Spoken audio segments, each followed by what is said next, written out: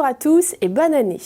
Le quatrième trimestre a été marqué par une forte disparité dans les performances des marchés boursiers mondiaux.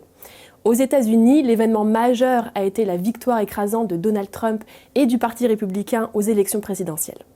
Son programme politique résolument pro-Amérique et pro-croissance a stimulé les marchés américains avec un Nasdaq en hausse de plus de 6% et une progression de plus de 8% des valeurs financières sur le trimestre.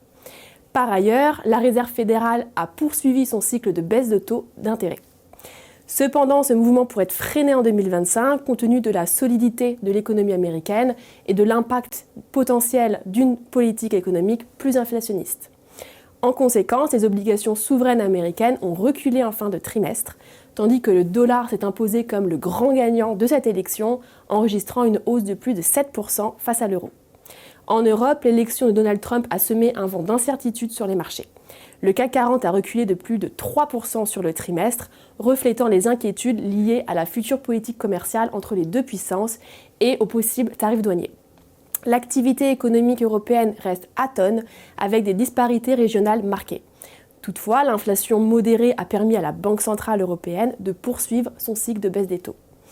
En Chine, la croissance semble s'être stabilisée, mais ne bénéficie pas encore des mesures de relance budgétaire ni des baisses de taux d'intérêt mises en place par la Banque centrale.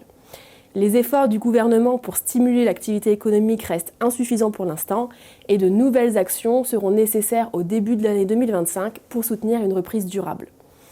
Dans ce contexte, les portefeuilles de référence ont bien performé au cours du trimestre, profitant de notre exposition aux États-Unis et au dollar. Sur l'ensemble de l'année 2024, ils progressent respectivement de 5%, 8% et 11,3% pour les profils modérés, équilibrés et dynamiques. Au cours du trimestre, nous avons réduit notre exposition au marché européen pour privilégier les opportunités offertes par les États-Unis, notamment dans les secteurs des banques et de l'industrie. Ces choix s'appuient sur la bonne conjoncture économique américaine et la volonté de la nouvelle administration Trump de déréguler le secteur bancaire et de relancer la dynamique industrielle. Nous avons ainsi initié une position dans le fonds Fidelity America en octobre, que nous avons renforcé en novembre à la suite des élections. En contrepartie, nous avons allégé notre exposition au secteur de la santé en prenant nos bénéfices sur le fonds EDR Healthcare. Il s'agit là d'un segment qui pourrait faire face à des incertitudes liées à la politique américaine sous l'administration Trump. Et à fin décembre, l'exposition action est de respectivement 22, 50 et 95% sur les profils modérés, équilibrés et dynamiques. La croissance économique mondiale devrait rester solide en 2025, principalement soutenue par les États-Unis, où nous anticipons une croissance continue des bénéfices des entreprises.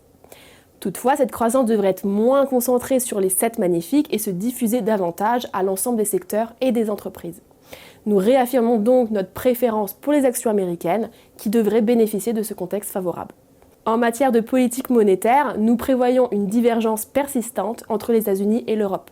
La Réserve fédérale adoptera probablement une approche prudente en attendant la mise en œuvre de programmes économiques de Donald Trump.